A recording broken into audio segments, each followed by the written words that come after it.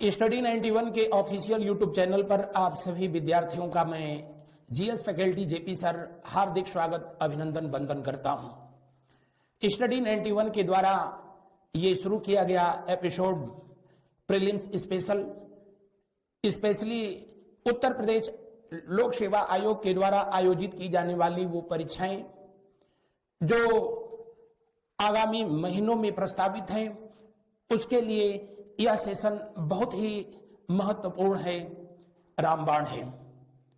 ऐसे सभी प्रश्न जिनका हम लोग सिंहावलोकन करेंगे, जिन्हें आयोग के विगत परीक्षाओं में या तो पूछा गया है या आगामी परीक्षाओं में जिनके पूछे जाने के चांसेज हैं। आज हम लोग एक महत्वपूर्ण टॉपिक और वो जैन धर्म पर डिस्कस करेंगे। जैन धर्म से संबंधित उन प्रश्नों का अवलोकन करेंगे जिन्हें पूछा जाता रहा है या जिन्हें आगामी परीक्षाओं में पूछा जा सकता है। शुरू करते हैं आज के इस सेशन को। आज का ये पहला सवाल, उससे पहले मैं बता दूं कि स्क्रीन पर जो आपको दिखाई दे रहा है, ऐसे तमाम प्रश्नों का हम लोग अध्ययन करेंगे। जैसे पहला प्रश्न लिखा गया है कि जैन धर्म के प्राचीनतम प्रमाण, जैन सन्यासियों के प्राचीनतम प्रमाण सबसे पहले किस अभिलेख से प्राप्त होता है, किस साहित्य से प्राप्त होता है? जैन धर्म के कितने ऐसे तीर्थंकर हुए जिनका जन्म स्थान अयोध्या था? जैन धर्म में कितने ऐसे तीर्थंकर हुए जिन्होंने श्वमेध शिखर पर ज्ञान प्राप्त किया या निर्वाण प्राप्त किया? किस जैन तीर्थंकर को कैलाश पर्वत पर निर्वाण प्राप्त हुआ? ऐसे सभी महत्वपूर्ण प्रश्नों का हम लोग अध्ययन करेंगे। आप शुरू से लेकर के अंत तक मेरे साथ बने रहिए। शुरू करते हैं आज का ये पहला प्रश्न जो कि आप स्क्रीन पर देख रहे हैं। क्या जैन धर्म के प्रथम तीर्थंकर संबंधित नहीं थे? जैन धर्म, सबसे पहले बता दें कि जैन शब्द जो है जिन से अपने अस्तित्व में आया है, और जिसका वास्तविक मतलब होता है क्या? जिन का वास्तविक मतलब होता है इंद्रियों का विजेता। इंद्रियों का विजेता यानी जिन का मतलब क्या? वो व्यक्ति जिन्होंने अपने इंद्रियों पर विजय प्राप्त कर रखा है उसको जिन कहा जाता है, और जिन से ही जो है जैन शब्द की उत्पत्ति होती है। आपको बता दें कि जैन धर्म भारत के प्राचीनतम धर्मों में से एक है। जैन धर्म के कुल 24 तीर्थंकर हुए और उसमें जो प्रथम तीर्थंकर थे जिनका नाम ऋषभदेव जी, ऋषभदेव भगवान कृष्ण के समकालीन बताए गए। ऋषभदेव और अरष्टि ने मात्र 2 ऐसे तीर्थंकर हुए जिनका उल्लेख ऋग्वेद में भी मिलता है।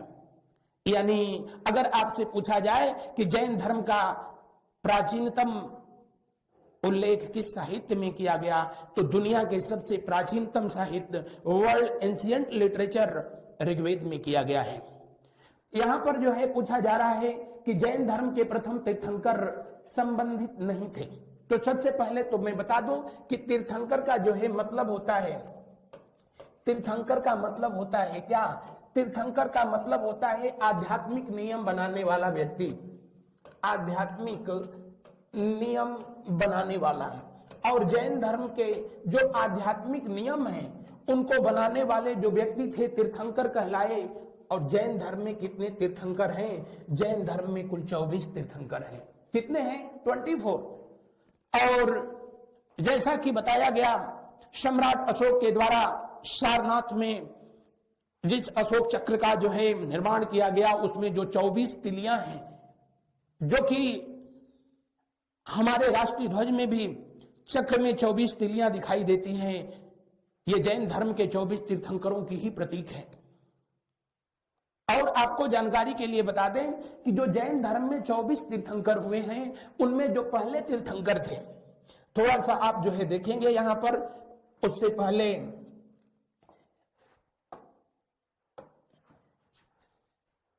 जैन धर्म के प्रथम तीर्थंकर, जैन धर्म के प्रथम तीर्थंकर, और जो पहले तीर्थंकर थे उनका नाम क्या था? जी हां, उनका नाम था ऋषभदेव। क्या नाम था? ऋषभ देव। ऋषभ देव जी जैन धर्म के पहले तीर्थंकर थे, जिनका जो है शुभ प्रतीक क्या? बैल या ऋषभ। जैन धर्म में जितने तीर्थंकर हुए हैं सबका अपना एक जो है शुभ चिन्ह है, शुभ प्रतीक है। जैसे किसी का जो है स्वास्तिक चिन्ह है, तो किसी का जो है जल कलश है, किसी का सर्प है। उसी तरह जैन धर्म के पहले तीर्थंकर ऋषभ देव का जो शुभ चिन्ह है वो क्या? बैल या ऋषभ। अगर आपसे जो है पूछा जाए ऋषभ देव का जो है जन्म कहाँ हुआ, तो जो है आप बताएंगे कहाँ पर? अयोध्या में। अयोध्या, वही अयोध्या जिसको पहले साकेतपुरी के नाम से जाना जाता था। किस नाम से जाना जाता था? साकेतपुरी के नाम से जाना जाता था। वही अयोध्या कालांतर में फैजाबाद कहलाई, जिसको कि वर्तमान उत्तर प्रदेश के मुख्यमंत्री श्री योगी आदित्यनाथ के द्वारा इसका पुनः नाम अयोध्या किया गया, जो कि सरयू नदी के तट पर है। मर्यादा पुरुषोत्तम भगवान राम की जन्म स्थली, और न सिर्फ भगवान राम की जन्म स्थली बल्कि ऋषभ देव की स्थली भी, जन्म स्थली भी कहाँ है? अयोध्या है। और आपको जानकारी के लिए बता दें कि जैन धर्म के कितने तीर्थंकर ऐसे हुए हैं जिनका जन्म अयोध्या में हुआ है, तो आप बताएंगे कि 5। कितने? 5। उनके नाम भी आगे मैं बताऊंगा, चूंकि इसको प्रश्न के रूप में पूछ रखा है, इसलिए अभी इसको मैं डिस्क्लोज नहीं कर रहा हूं। लेकिन आप इतना याद रखें कि जैन धर्म के कितने तीर्थंकरों का जन्म अयोध्या नगरी में हुआ, तो आप बताएंगे कितने का हुआ? 5। और उनमें जो प्रथम तीर्थंकर ऋषभ देव जी थे, ये किस वंश से जो है संबंधित थे? किस वंश के संबंधित थे? तो आप कहेंगे इक्ष्वाकु वंश से संबंधित थे। किस वंश से संबंधित थे? इक्ष्वाकु वंश से संबंधित थे। मर्यादा पुरुषोत्तम भगवान राम स्वयं इक्ष्वाकु वंश के ही राजा थे। राजा हरिश्चंद्र भी इक्ष्वाकु वंश से ही जो है संबंधित थे। और आपको जानकारी के लिए बता दें, क्या जैन धर्म के जो 24 तीर्थंकर हैं उनमें कुल कितने? 22 ऐसे हैं जो कि जैन धर्म के इक्ष्वाकु वंश से ही संबंधित हैं। लास्ट के 2 तीर्थंकरों को छोड़ करके, किसको? पार्श्वनाथ और महावीर स्वामी, इनको छोड़ करके बाकी जितने भी तीर्थंकर हुए हैं सब किस वंश से जो है संबंधित थे? इक्ष्वाकु वंश से संबंधित थे। आगे मैं बताऊंगा ऋषभ देव जी के पिता का नाम। इनके पिताश्री थे कौन? इनके पिता का नाम था नाभिदेव। क्या नाम था? नाभिदेव नाम था।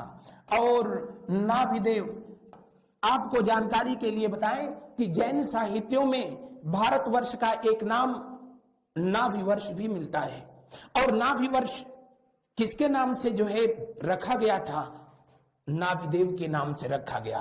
तो एक प्रश्न जो है आप लोगों से पूछता है कि भारतवर्ष का नाम नाभिवर्ष, किस नाम से भारतवर्ष को कभी जाना गया? नाभिवर्ष के नाम से जाना गया। इसका प्रमाण कहां से प्राप्त होता है? जैन साहित्यों से प्राप्त होता है। और भारतवर्ष को नाभिवर्ष किसके नाम पर जो है नामकरण किया गया? तो जैन धर्म के प्रथम तीर्थंकर ऋषभ देव के पिताजी नाभिदेव के नाम पर पड़ा था। आगे मैं बताऊं आपसे कि ऋषभ देव के ही पुत्र थे जिनका नाम था भरत। क्या नाम था? भरत। वैसे भरत भारत के पहले चक्रवर्ती सम्राट थे। जैन धर्म की मान्यता के अनुसार ऋषभ देव के प्रथम पुत्र, ज्येष्ठ पुत्र, श्रेष्ठ पुत्र भरत के नाम पर इस देश का नाम भारत हुआ है। हालांकि हिंदू धर्म की ये मान्यता के अनुसार ऐसा नहीं है। हिंदू धर्म कहता है क्या? हिंदू धर्म के अनुसार विश्वामित्र के दौहित्र, कौन?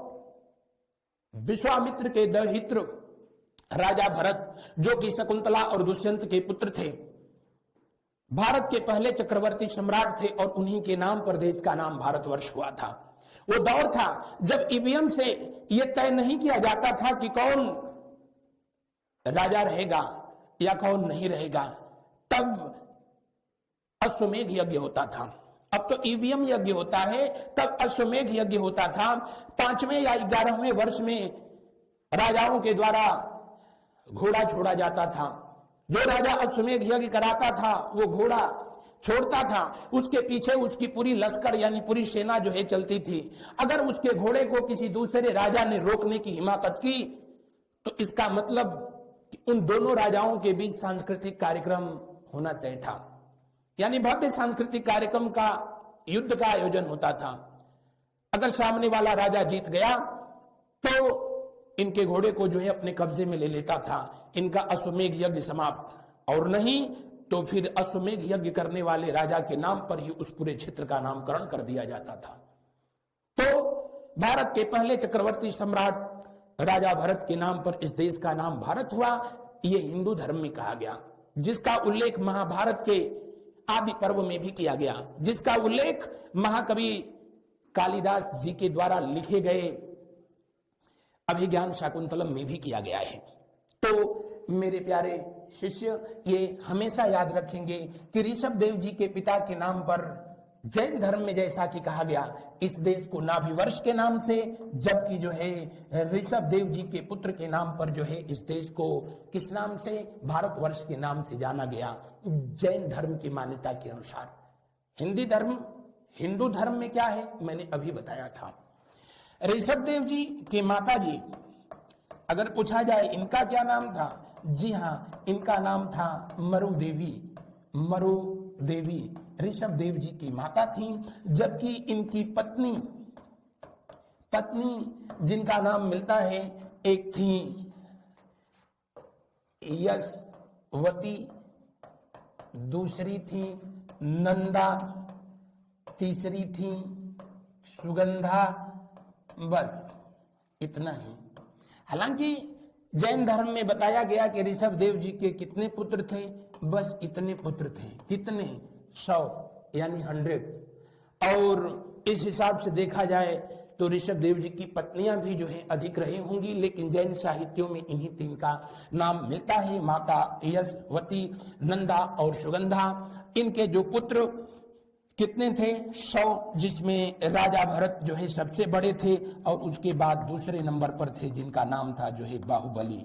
बाहुबली भी आज भी इनकी सबसे ऊंची प्रतिमा, जिसको गोमतेश्वर प्रतिमा के नाम से जाना जाता है, श्रवणबेलगोला में स्थित है, कर्नाटक में स्थित है।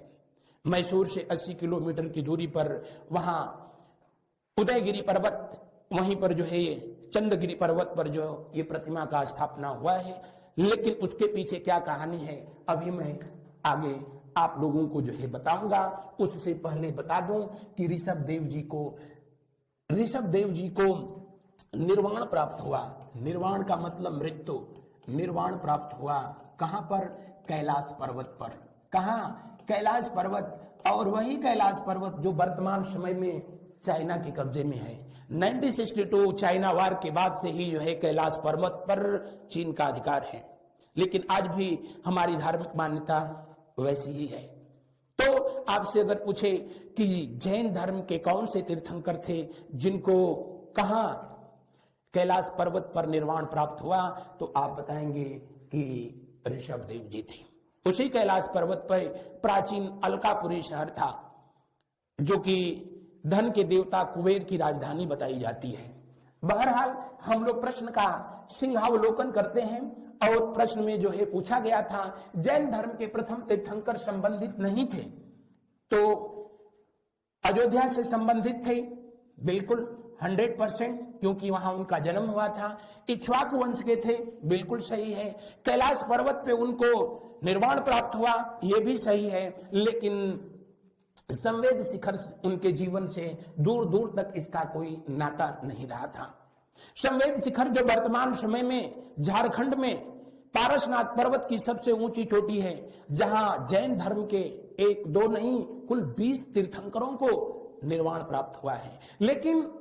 लेकिन ऋषभ देव जी का उससे कोई रिश्ता नाता नहीं रहा था। इसलिए दिए हुए प्रश्न में पूछ रहा है कि कौन सा स्थल जो कि जैन धर्म के प्रथम तीर्थंकर से संबंधित नहीं था। जी हां, संवेद शिखर। तो इसलिए जो डी ऑप्शन है यही जो है क्या होगा, आंसर होगा, आपका उत्तर होगा। संवेद शिखर पर जैन धर्म के कितने तीर्थंकरों को ज्ञान की प्राप्ति हुई तो 1, लेकिन निर्वाण की प्राप्ति हुई कितने की, तो आप बताएंगे कि 20। बढ़ते हैं हम लोग अगले प्रश्न की ओर। अगर आप चाहें तो इसका स्क्रीनशॉट ले सकते हैं, ताकि परीक्षाओं में जब इससे संबंधित प्रश्न पूछे तो आप उसको शूट कर सकें। जी हाँ, यह है जेपी का जीएस का बेहतरीन अंदाज। एक प्रश्न से कम आप 10 से 11 प्रश्न का आंसर आराम से दे सकते हैं। बढ़ते हैं हम लोग अगले प्रश्न की ओर और देखते हैं अगले प्रश्न में किन तथ्यों से संबंधित प्रश्न पूछा जा रहा है। जैन धर्म के 24वें तीर्थंकर किससे संबंधित नहीं थे? जैन धर्म के 24वें तीर्थंकर किससे संबंधित नहीं थे? तो जैन धर्म में मैंने बताया कि जैन धर्म के जो 24वें तीर्थंकर थे उनका नाम क्या? महावीर स्वामी था। क्या नाम था? महावीर स्वामी। महावीर स्वामी जैन धर्म के ये वास्तविक संस्थापक कहे जाते हैं। जैन धर्म के आपसे पूछे वास्तविक संस्थापक कौन है, तो आप बताएंगे कि महावीर स्वामी वास्तविक संस्थापक।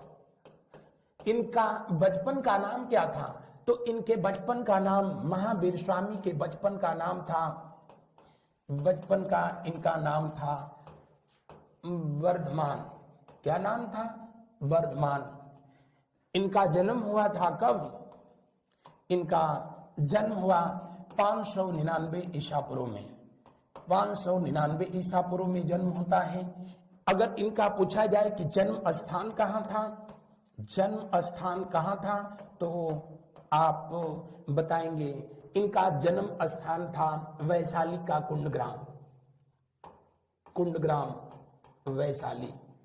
और वैशाली 16 महाजनपदों में वजी की जो है यह राजधानी थी। कुंडग्राम में किस नदी के तट पर? तो आप कहेंगे कि ये वैशाली कहाँ है? गंडक नदी के तट पर। गंडक नदी के तट पर वर्तमान में बिहार का मुजफ्फरपुर जिला जो है पड़ता है। तो भगवान महावीर स्वामी का जन्म बिहार की धरती पर वजी महाजनपद में वैशाली में जो है कुंडग्राम में हुआ था। इनके अगर पूछा जाए कि माता कौन थी, इनके माता का नाम था जो है त्रिशला।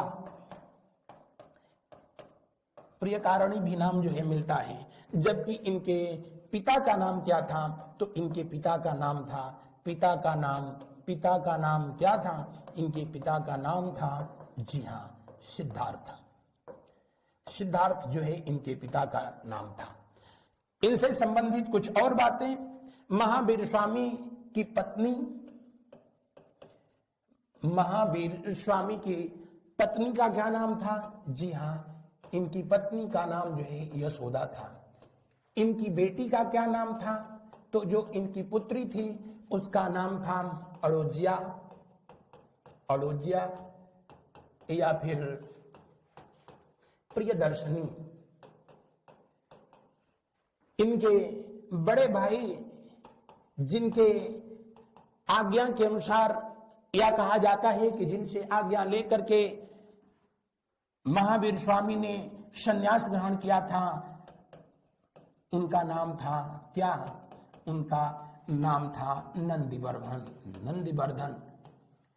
अगर पूछा जाए महावीर स्वामी के प्रथम शिष्य कौन थे, तो ये प्रश्न दो तरह से पूछता है। अगर आपसे पूछे कि महावीर स्वामी के प्रथम शिष्य कौन थे, तो आप बताएंगे कि जमाली। महावीर स्वामी के ज्ञान प्राप्ति के बाद उनके भांजा और दामाद, उनके भांजा भी थे, उनके दामाद भी थे। कौन? जमाली। क्योंकि जमाली महावीर स्वामी की बहन सुदर्शना के ही जो है सगे पुत्र थे। महावीर स्वामी ज्ञान प्राप्ति के बाद सबसे पहले उपदेश उन्हीं को देते हैं, तो वो पहला शिष्य हो गए। लेकिन जब प्रश्न इस तरह से आपसे पूछे कि ज्ञान प्राप्ति से पहले महावीर स्वामी के जो है प्रथम शिष्य कौन थे, तो उसका जवाब जो है होगा क्या? उसका जो है जवाब होगा मोखली पुत्र, मोखली पुत्र। और मोखली पुत्र इनके ज्ञान प्राप्ति करने से जो है मुखाली पुत्र शिष्य नाम था ना, मुखाली पुत्र। और इनके ज्ञान प्राप्ति से पहले यही जो है शिष्य हुए जिनसे इनकी मुलाकात जो है नालंदा में हुई थी। कहां पर मुलाकात हुई थी? नालंदा, जो वर्तमान में बिहार में है। मुखालिपुत्र तिस्य नाम है। तिस्य मैंने छोड़ दिया है, लीजिए हो गया। और मुखालिपुत्र तिस्य, हालांकि महावीर स्वामी के ये शिष्य बने जरूर, लेकिन महावीर स्वामी से इनकी बहुत बनी नहीं का मतलब कि कुछ मामलों में महावीर स्वामी से ये संतुष्ट नहीं थे। अंततोगत्वा इन्होंने 6 वर्ष के बाद इनसे अलग होकर के और एक नए धर्म संप्रदाय की स्थापना की। मुखालिपुत्र तिस्य ने किस धर्म संप्रदाय की स्थापना की? आप कहेंगे आजीवक। कौन सा? आजीवक संप्रदाय, आजीवन संप्रदाय, जो कि पूर्ण रूप से जो है भाग्य पर आधारित था। यानी आजीवक संप्रदाय में जो है कहा गया क्या कि आप चाहे कुछ भी कर लें, आपके जीवन में वही होगा जो ऊपर वाले ने लिखा है, जो भाग्य में लिखा है। यानी भाग्यवाद है क्या? आजीवकवाद। किसने जो है इसके प्रणेता कौन थे? मुखालिपुत्र तिस्य, जो कि महावीर स्वामी के जो है पहले शिष्य थे ज्ञान प्राप्ति से पहले।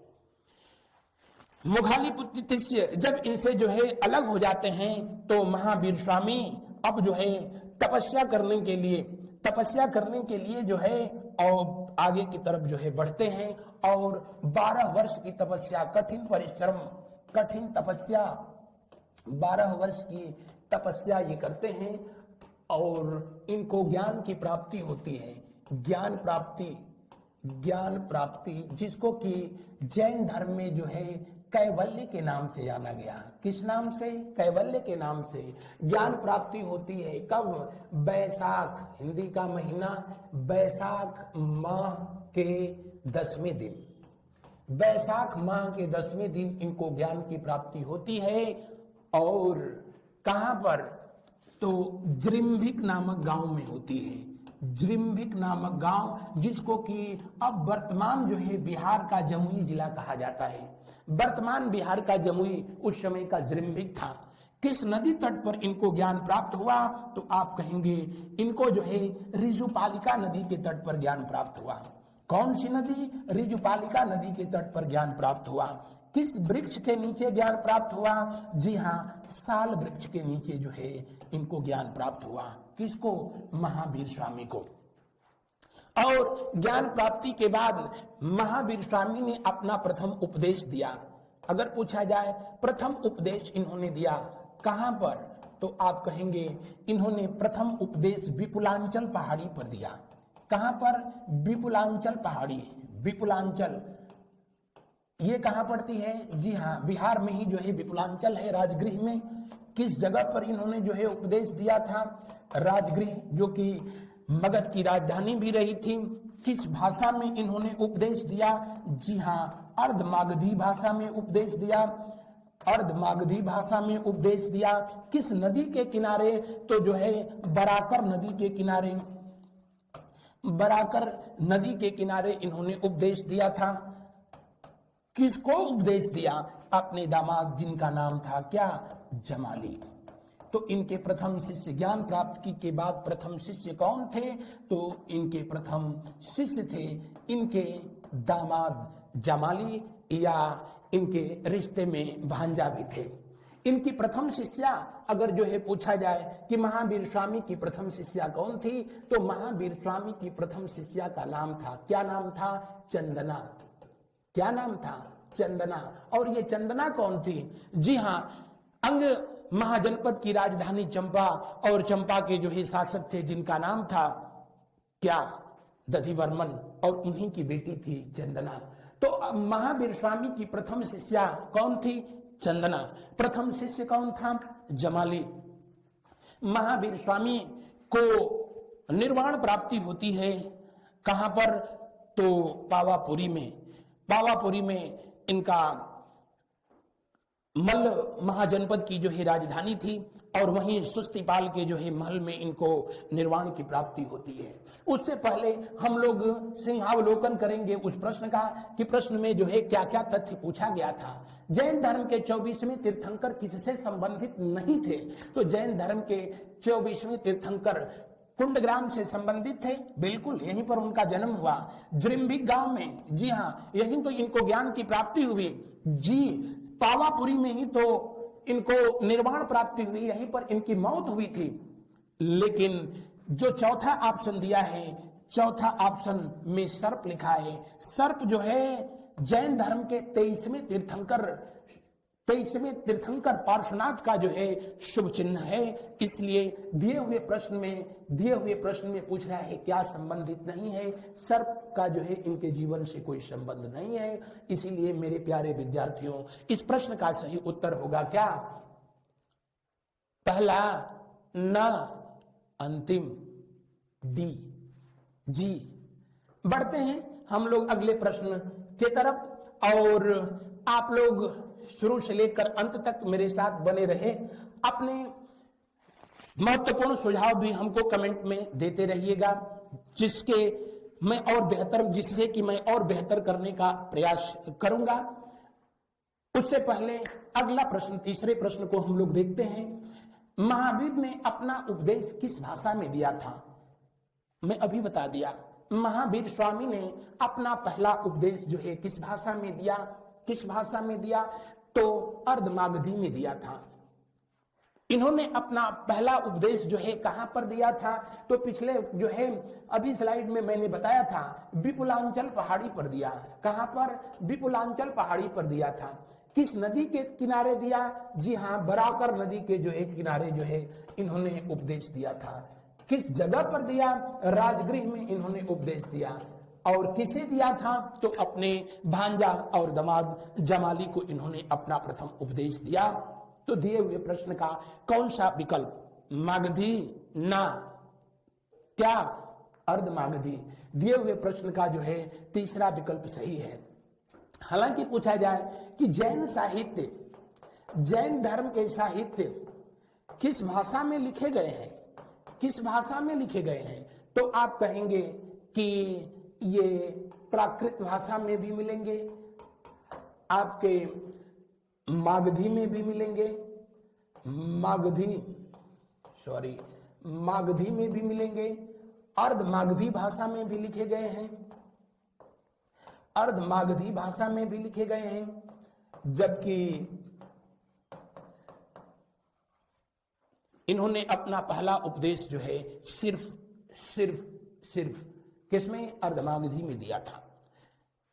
संस्कृत भाषा में भी जैन धर्म के कुछ जो है साहित्य मिलेंगे।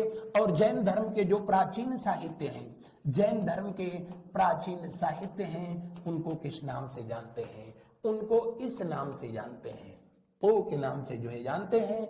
बढ़ते हैं हम लोग अगले प्रश्न की ओर और देखते हैं अगला प्रश्न किससे संबंधित है, क्या कह रहा है। अगले प्रश्न में लिखा गया, निर्ग्रंथ किन्हें कहा जाता था? जैन धर्म की मान्यता के अनुसार निर्ग्रंथ किसको कहा जाता था? तो आपको बता दें कि जैन धर्म भी आगे चल करके दो भागों में बट गया। कब बट गया, क्यों बट गया, ये आगे मैं बताऊंगा। जैन धर्म में भी दो तरह के जो है सन्यासी होते हैं। जैन मुनि होते हैं जो श्वेत वस्त्र धारण करते हैं, उनको श्वेतांबर कहते हैं। जो निर्वस्त्र रहते हैं, बिल्कुल नेचुरल ड्रेस में, हिंदू धर्म के नागा साधुओं की तरह, उनको दिगंबर कहा जाता है। क्या कहा जाता है? दिगंबर कहा जाता है। तो जो श्वेतांबर है, श्वेतांबर जो श्वेत वस्त्र धारण करते हैं, उनको क्या कहा जाता है? उनको आचार्य कहा जाता है। जैन धर्म में उनके लिए आचार्य शब्द का प्रयोग हुआ है। जैन धर्म में उनके लिए साधु शब्द का प्रयोग हुआ है। जैन धर्म में उनके लिए यति शब्द का प्रयोग हुआ है। जबकि जो दिगंबर होते हैं, दिगंबर जो कि वस्त्र धारण नहीं करते हैं, उनके लिए कौन सा शब्द का प्रयोग किया गया है? निर्ग्रंथ शब्द का प्रयोग किया गया है। उनके लिए मुनि शब्द का प्रयोग किया गया है। उनके लिए एल्लक का प्रयोग किया गया है। उनके लिए झुल्लक का प्रयोग किया गया है। तो ये प्यारे प्यारे नाम आपको जो है मिलेंगे। निर्ग्रंथ का मतलब ये होता है बंधन टूटे, सॉरी इसका मतलब होता है बंधन रहित। क्या मतलब होता है? बंधन रहित। और आपको बता दूं कि जैन धर्म के मुनियों के लिए निर्ग्रंथ शब्द का प्रयोग सबसे पहले जैन धर्म के दूसरे तीर्थंकर ना 23वें तीर्थंकर पार्श्वनाथ जी ने जो है प्रयोग किया था। किसने प्रयोग किया था? पार्श्वनाथ जी के द्वारा प्रयोग किया गया था। और ये जैन धर्म के जो है 23वें तीर्थंकर थे। तो दिए हुए प्रश्न के अनुसार कोई किंतु परंतु है ही नहीं। कौन सा विकल्प सही होगा? अंतिम ना कौन सा? पहला। बढ़ते हैं हम लोग अगले प्रश्न की ओर और अगले प्रश्न को देखते हैं। अगला प्रश्न को देखिए। पूर्व किसके धार्मिक ग्रंथ हैं? इसके लिए कु शब्द का इस्तेमाल हुआ है। और मैंने अभी पीछे बताया भी था कि जैन धर्म के प्राचीन जो साहित्य लिखे गए, प्राचीन साहित्य उनको किस नाम से जाना गया है? जी हाँ, उनको इस नाम से जाना गया है। प्राचीन जो ग्रंथ है, प्राचीन ग्रंथ, साहित्य मैंने लिख दिया, प्राचीन ग्रंथ। अगर पूछा जाए प्राचीन साहित्य को किस नाम से जाना गया? जैन धर्म में प्राचीन साहित्य इसको आगम के नाम से जाना गया। किस नाम से जाना गया? आगम साहित्य के नाम से जो है जाना गया है। आगम साहित्य के नाम से जाना गया। आपको बता दूं जैन धर्म में कुल 12 अंग साहित्य लिखे गए, 12 उपांग साहित्य लिखे गए,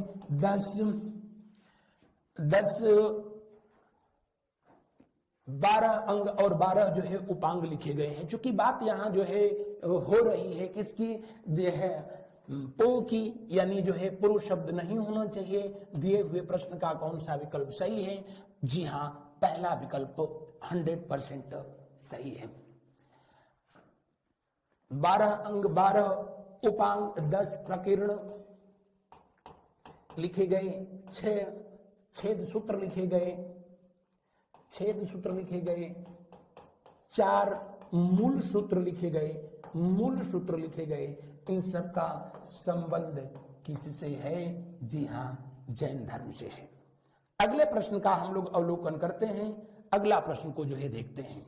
अगला प्रश्न क्या कह रहा है? अगले प्रश्न में जो है आपसे पूछा जा रहा है, मेरे प्यारे विद्यार्थियों, अंग किसके धार्मिक ग्रंथ है? बस वही तो जो मैंने अभी पीछे जो है बताया कि जैन साहित्यों में अंग साहित्य कितने लिखे गए हैं? 12। उपांग साहित्य कितने लिखे गए हैं? 12। प्रकीर्ण कितने लिखे गए हैं? जी हाँ, 10। छेद सूत्र कितने लिखे गए हैं? 6। मूल सूत्र कितने लिखे गए हैं? 4।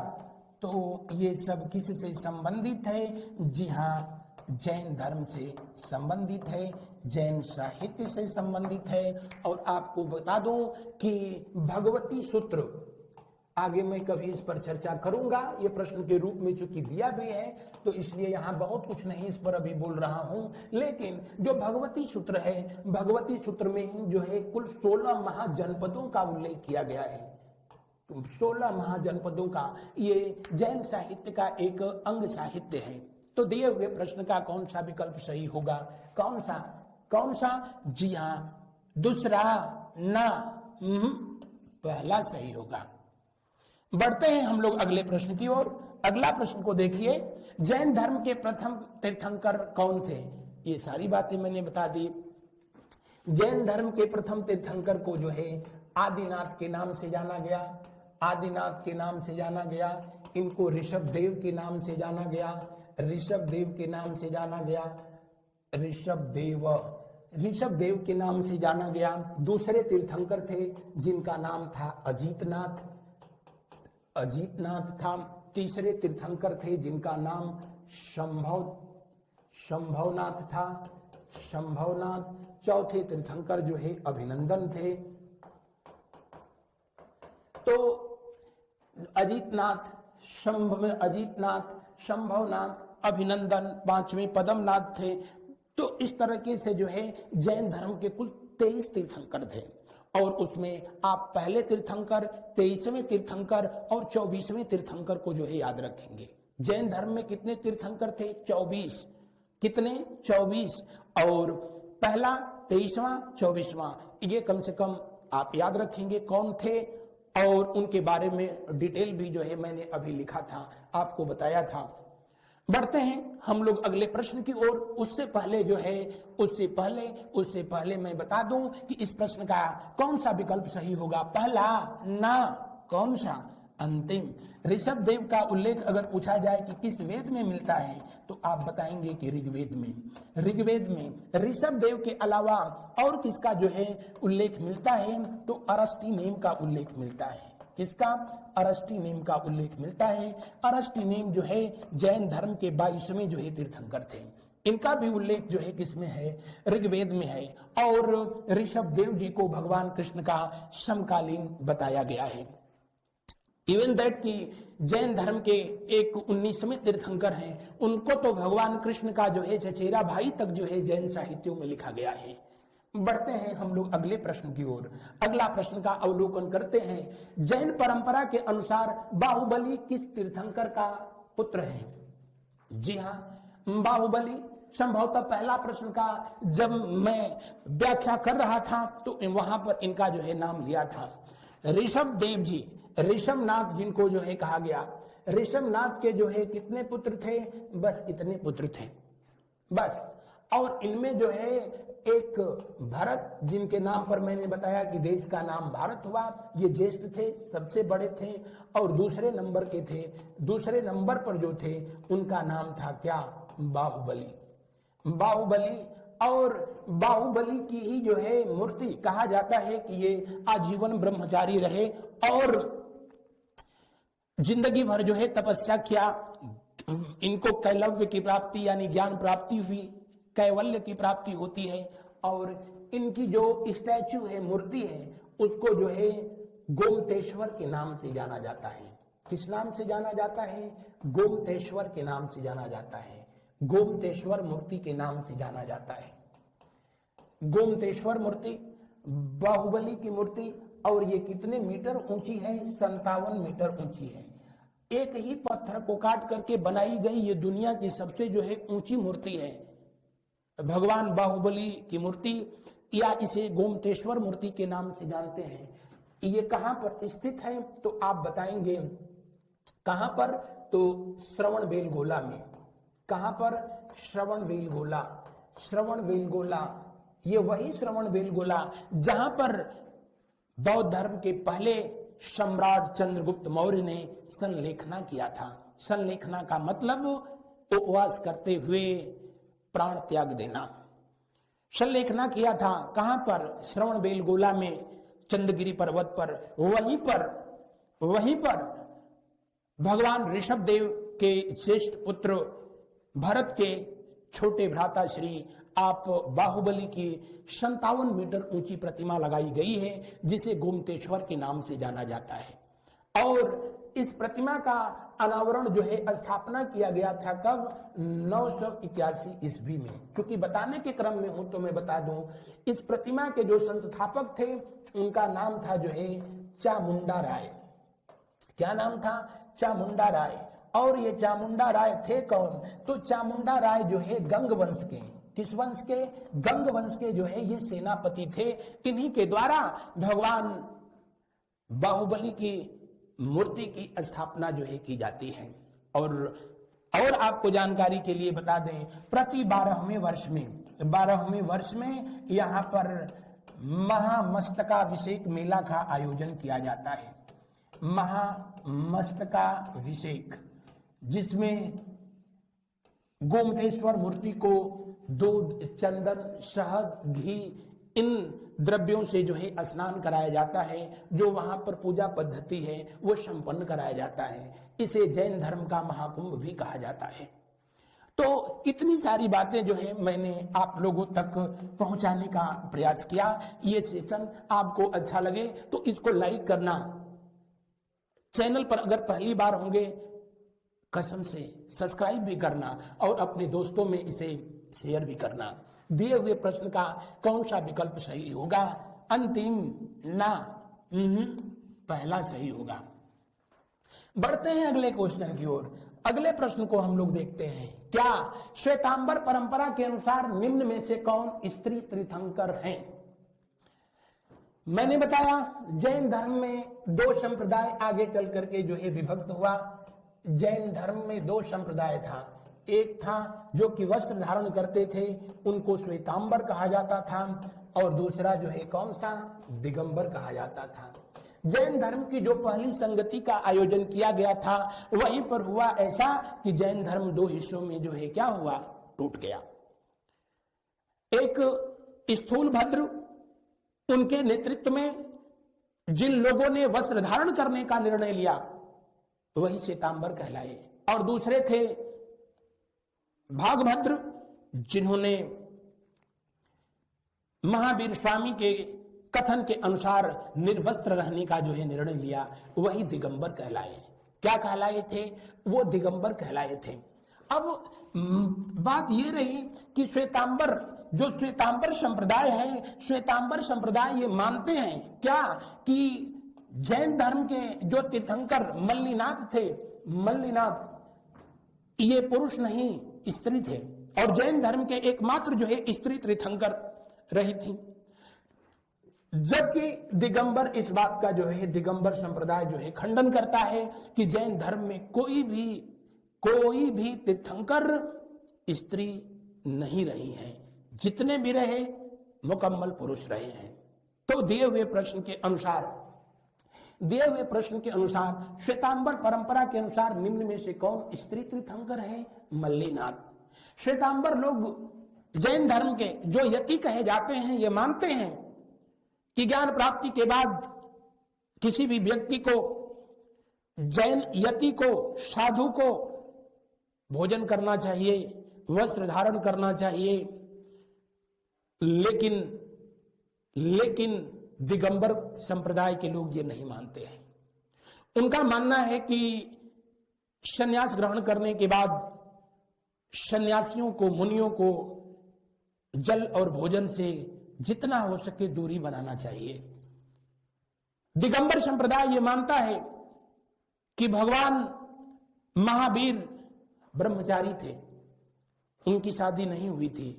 जब शादी नहीं थी तो फिर उनकी कोई बेटी नहीं थी, कोई पत्नी नहीं थी, फिर दामाद नहीं था। दिगंबर संप्रदाय यह भी मानता है कि जैन धर्म के वास्तविक संस्थापक महावीर स्वामी ने अपना पहला उपदेश जमाली को ही दिया था, लेकिन जमाली उनके दामाद नहीं थे, बल्कि उनके बड़े भाई नंदीवर्धन के दामाद थे। दिगंबर संप्रदाय के अनुसार भगवान महावीर स्वामी ब्रह्मचारी थे, जबकि श्वेतांबर संप्रदाय कहता है नहीं, महावीर स्वामी जो है परिवार वाले थे। उनकी पत्नी का नाम अभी मैंने बताया भी, उनकी बेटी का नाम। और श्वेतांबर संप्रदाय, दिगंबर संप्रदाय ये कब अलग हुआ, क्यों हुआ, आगे चूंकि ये प्रश्न में दिया है इसलिए अभी उस पर चर्चा ना। बढ़ते हैं हम लोग अगले प्रश्न की ओर।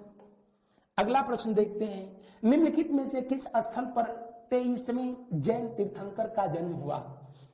23वें जैन तीर्थंकर थे कौन? जी हाँ, 23वें जैन तीर्थंकर जिनका नाम था जो है पार्श्वनाथ। क्या नाम था इनका? नाम जो है पार्श्वनाथ था। इनका जो शुभ चिन्ह था वो जो है क्या? सर्प था। इनके पिता का नाम, पार्श्वनाथ जी के पिता का नाम क्या था? तो इनके पिता का नाम था अश्वसेन। और अश्वसेन जो है काशी नरेश थे, यानी काशी के जो है राजा थे। कहने का मतलब कि इनका जो जन्म स्थान था, जन्म स्थान वो कहां था? जी हां, काशी।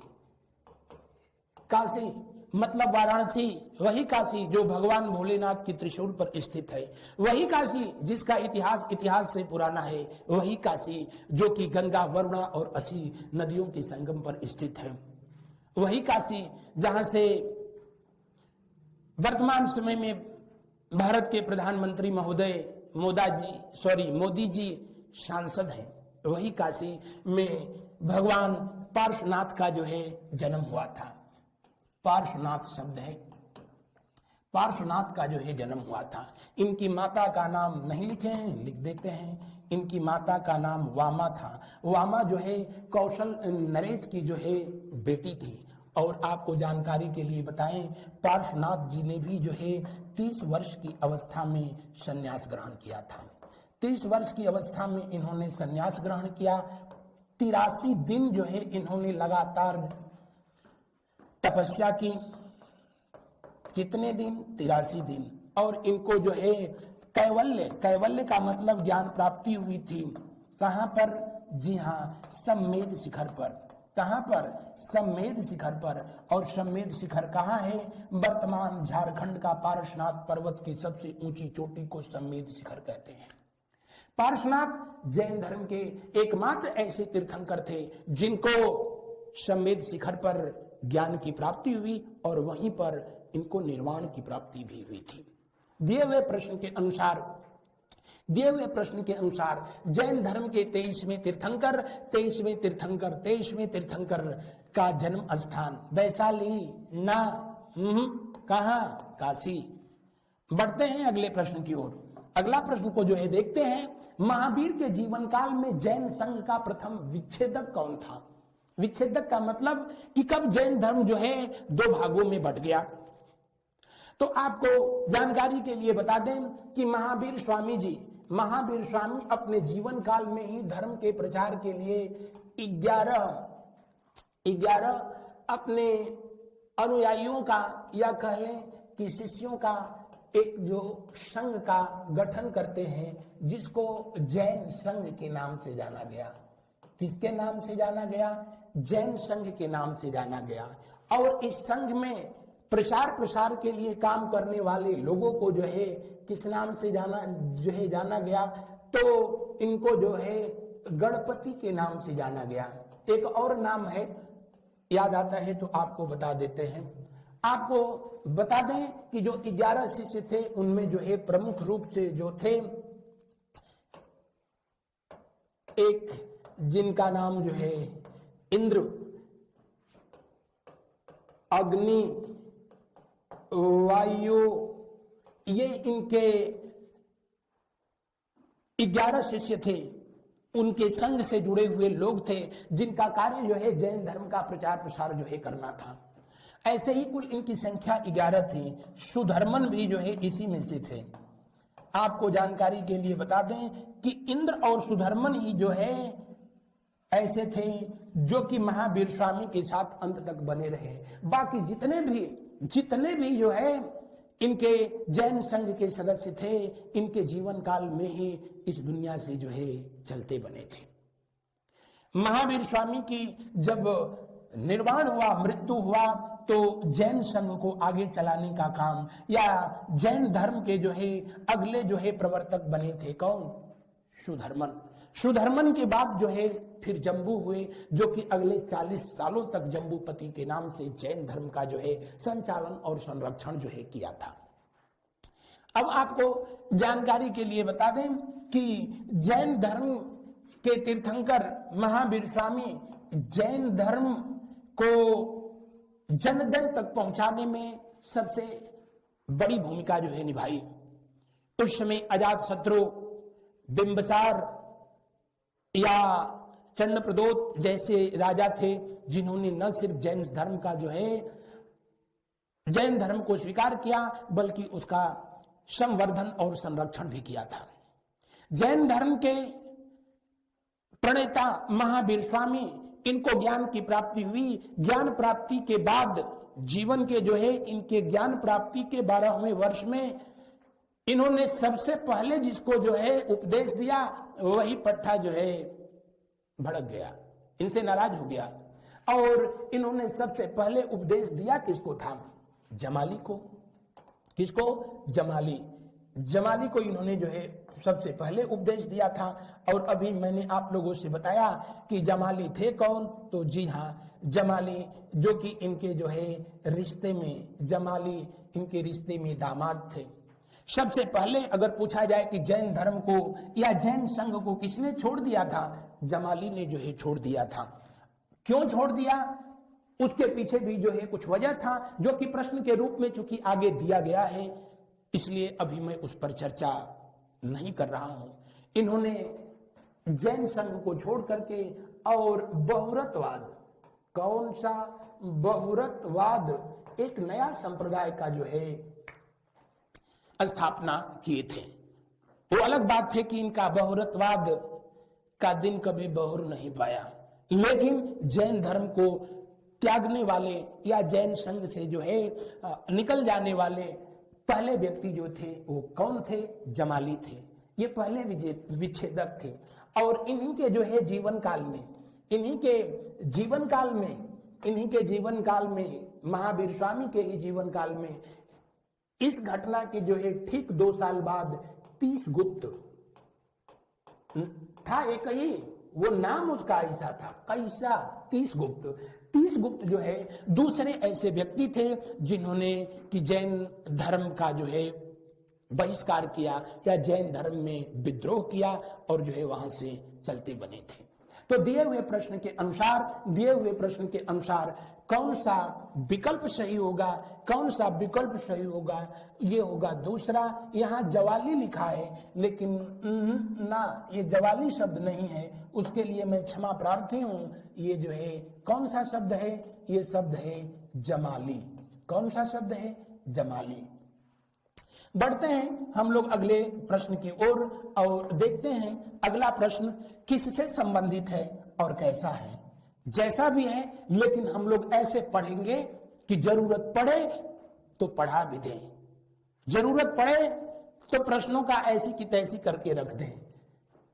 अगला प्रश्न कह रहा है स्यादवाद किस धर्म से संबंधित है? फिर यहां गलत लिखा है। स्यादवाद, जी हां, कुछ लोग होते हैं, लिखने वालों ने लिख डाला, ऐसा लिख डाला कि वो खुद नहीं पढ़ पाया कि वो क्या लिखा। कुछ टाइपिस्ट के द्वारा जो है मिस्टेक हुआ है, उसके लिए मैं क्षमा प्रार्थी हूं और उसको मैं सुधार भी रहा हूं। स्यादवाद ये क्या था? जैन धर्म से संबंधित है, आप बता देंगे, क्योंकि जैन धर्म से ही संबंधित सारे प्रश्न मैं लेकर आया हूं। तो आंख बंद करके ना, आंख खोल कर ही कहिए कि कौन सा सही है, तीसरा सही है। जैन धर्म से संबंधित है। स्यादवाद को ही जो है अनेकांतवाद के नाम से भी जाना गया, अनेकांतवाद के नाम से जाना गया। किस नाम से? अनेकांतवाद के नाम से जाना गया। किसको? स्यादवाद को जो है अनेकांतवाद के नाम से जाना गया। यह है क्या स्यादवाद? दरअसल जैन धर्म में जो है ये कहा गया कि कोई भी वस्तु हो या प्राणी, उसके जो है विभिन्न आयाम, विभिन्न रूप हैं, जिसको जैन धर्म में उसके लिए क्या धर्म शब्द का उपयोग किया गया। वहां कहा गया कि प्रत्येक वस्तु अथवा प्राणी के जो है विभिन्न धर्म हैं, अलग अलग धर्म हैं, मतलब अलग अलग रूप हैं। और कुछ लोग उसके कुछ रूप को समझ पाते हैं, कुछ नहीं समझ पाते। जैन धर्म में इसको लिखा गया कि प्रत्येक वस्तु अथवा जो है प्राणी व्यक्ति के अलग अलग धर्म हैं। जिनको पूर्ण ज्ञान की प्राप्ति हो गई है उसको उसके सारे धर्म जो है समझने में कोई दिक्कत ना, बिल्कुल नहीं। लेकिन जिनको अभी पूर्ण ज्ञान की प्राप्ति नहीं है उनके लिए समस्या है। तो दिए हुए प्रश्न के अनुसार ये कौन सा विकल्प सही है? तीसरा विकल्प सही है। और स्यादवाद क्या है, अनेकांतवाद क्या है, मैंने अभी आप लोगों से इसके संदर्भ में चर्चा किया। बढ़ते हैं हम लोग अगले प्रश्न की ओर। अगला प्रश्न जो है देखते हैं, अनेकांतवाद किसका विशेष लक्षण है? बस वही बात अभी मैंने बताया था, पहला विकल्प सही होगा और 100% जो है सही होगा। आजीवक संप्रदाय ये जो है भाग्यवाद पर जो है आधारित है। किस पर आधारित है? भाग्यवाद पर। भाग्यवाद क्या है? तो जिसको हम लोग कहते हैं होगा वही जो राम रुचि राखा। कुछ लोग कहते हैं ना कि जो भाग्य में लिखा है वही होगा, लेकिन हकीकत यह है कि हर इंसान अपना भाग्य अपने हाथ से लिखता है। जैसा आप कर्म करते हैं आपका भाग्य, आपका तकदीर, आपका मुकद्दर उसी के अनुसार बनता चला जाता है। बहरहाल आजीवक संप्रदाय इसको नहीं मानता था। अभी मैंने इसके बारे में आपसे जो है चर्चा किया। दिए हुए प्रश्न का जो है सही उत्तर जो है पहला विकल्प होगा। शंख ये जो है दर्शन जो कि कपिल मुनि के द्वारा जो है दिया गया।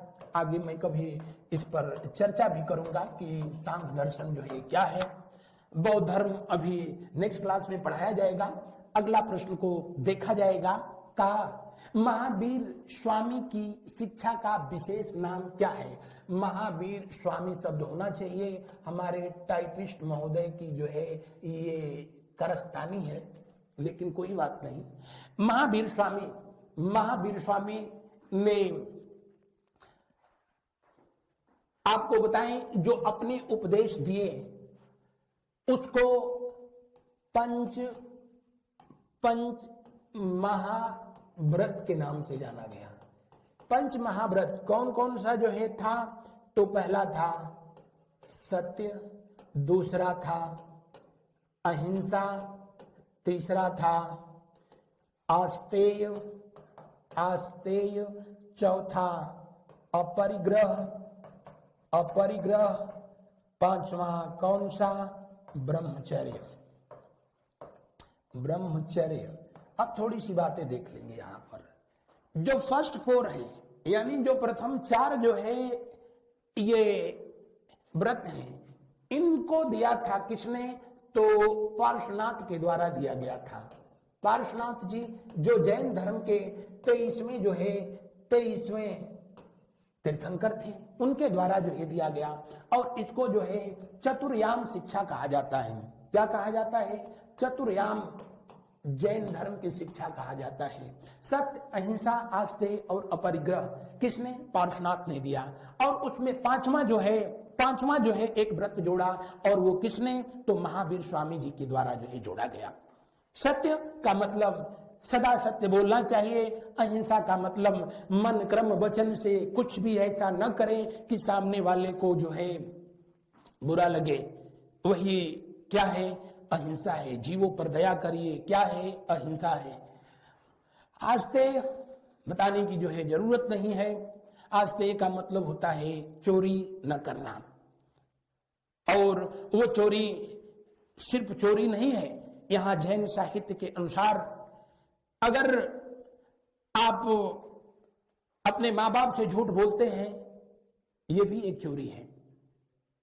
जो आप पर आंख बंद करके विश्वास करता है, पीठ पीछे आप उसको जो है धोखा देते हैं, वो भी चोरी है। चोरी का मतलब सिर्फ वही चोरी नहीं, चोरी डकैती छिनैती। जैन साहित्य के अनुसार माँ बाप से झूठ बोलना भी जो है चोरी है। कहा जाता है झूठ बोलना पाप है, लेकिन अपने माँ बाप से झूठ बोलना महापाप है। तो दिए हुए प्रश्न के अनुसार जो ये कौन सा विकल्प सही होगा? अंतिम विकल्प जो है सही होगा। कौन सा विकल्प सही होगा? अंतिम विकल्प सही होगा। इसको किसको? इसे जो है दरअसल गृहस्थ लोगों के लिए भी जो है ये जो मुनि हैं, जो सन्यासी हैं जैन धर्म के, उसके लिए तो ये पंच महाव्रत है। लेकिन जो गृहस्थ लोग हैं, जो सांसारिक जीवन जीते हुए भी जैन धर्म को अपनाया, ऐसे लोगों के लिए इन 5 महाव्रतों को कुछ सरल बनाया गया और उसे जो है अणुव्रत कहा गया। क्या कहा गया? पंच अणुव्रत कहा गया। पंच अणुव्रत कहा गया। तो जो गृहस्थ लोग हैं उनके लिए जो जैन धर्म के 5 व्रत हैं वो पंच अणुव्रत हैं। जो सन्यासी हैं उनके लिए क्या है? उनके लिए ये है। दिए हुए प्रश्न का कौन सा विकल्प सही है? वो भी ये है। बढ़ते हैं हम लोग अगले प्रश्न की ओर और अगला प्रश्न का अब दीदार करते हैं, देखते हैं इसमें क्या पूछा जा रहा है।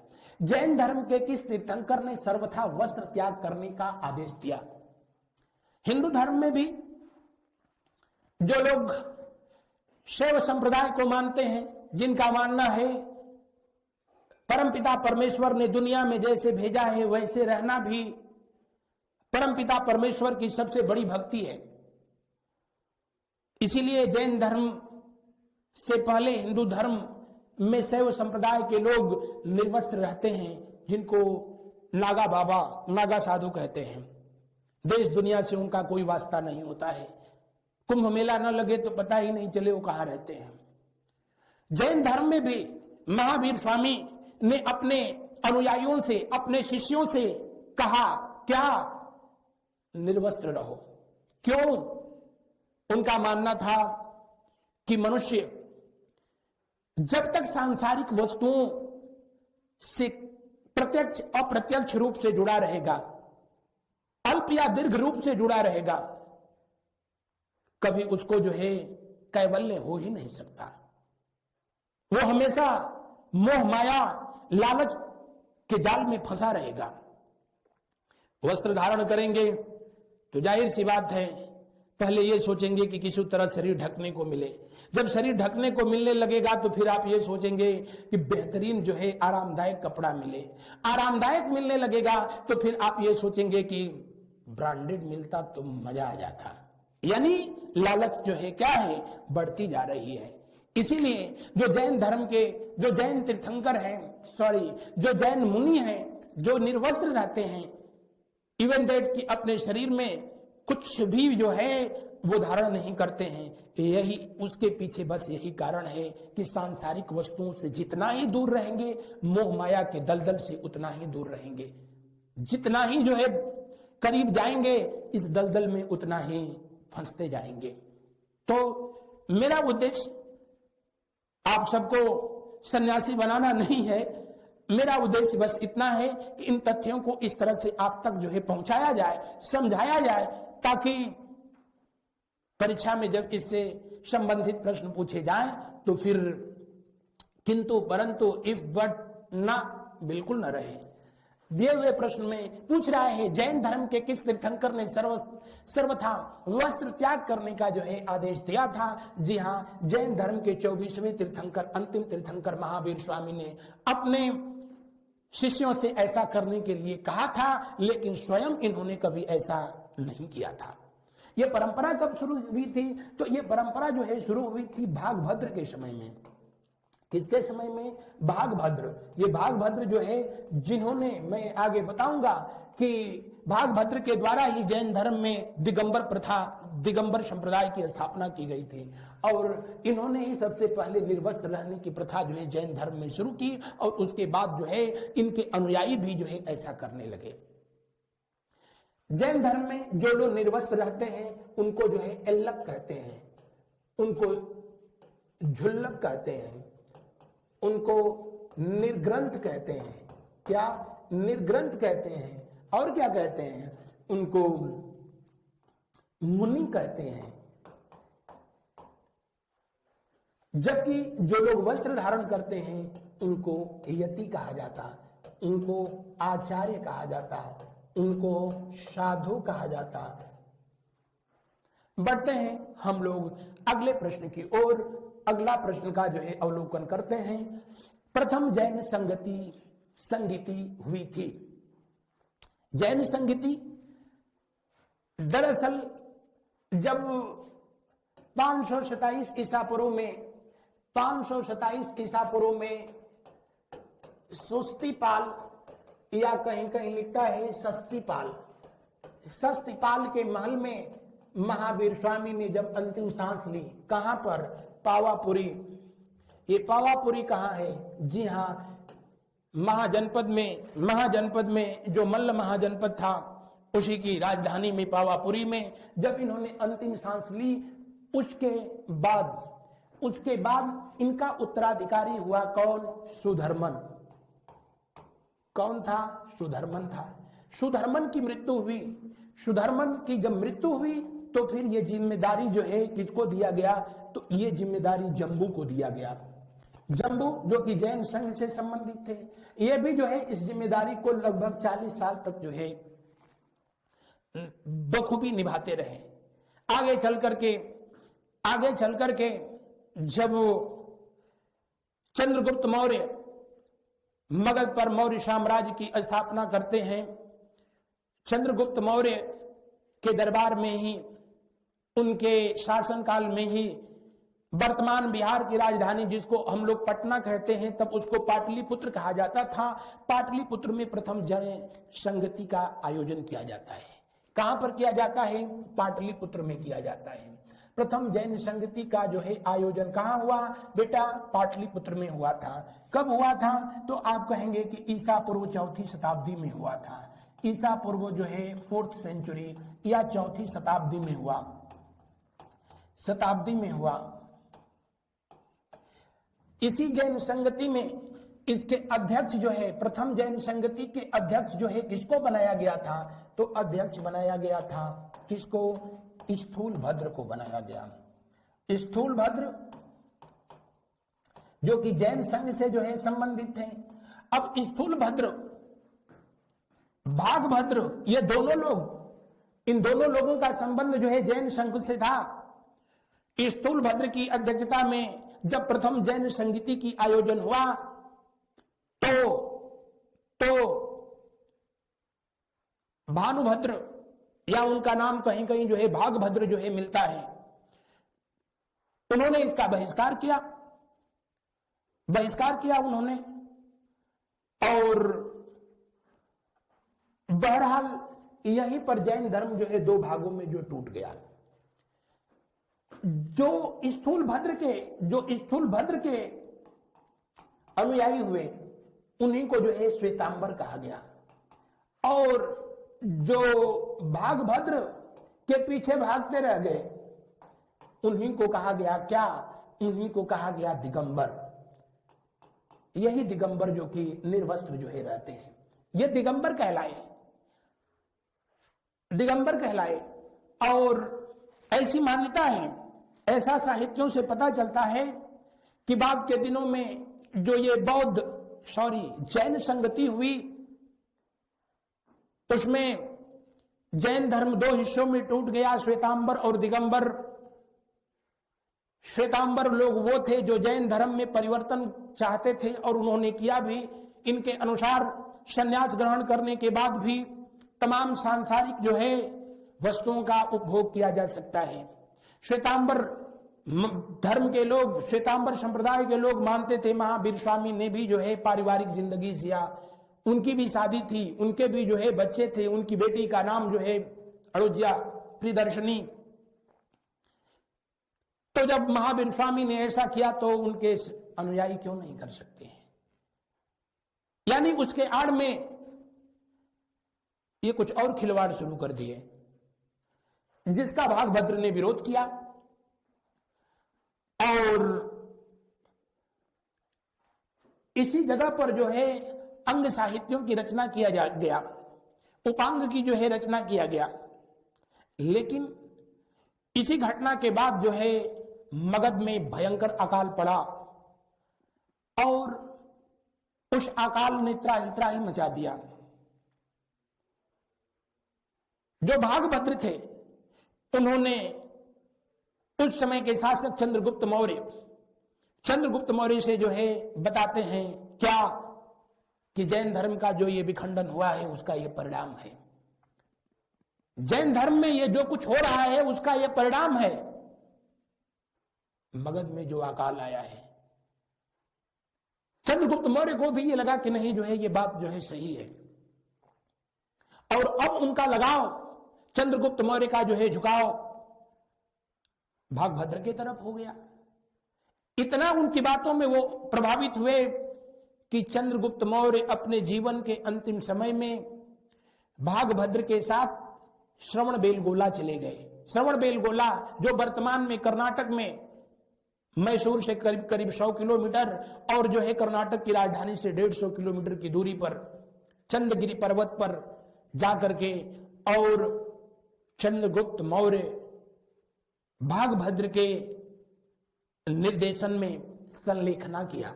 संलेखना यानी आमरण अनशन, उपवास किया, जिसको अभी कुछ दिन पहले माननीय सुप्रीम कोर्ट के द्वारा भारत में अवैध घोषित कर दिया गया।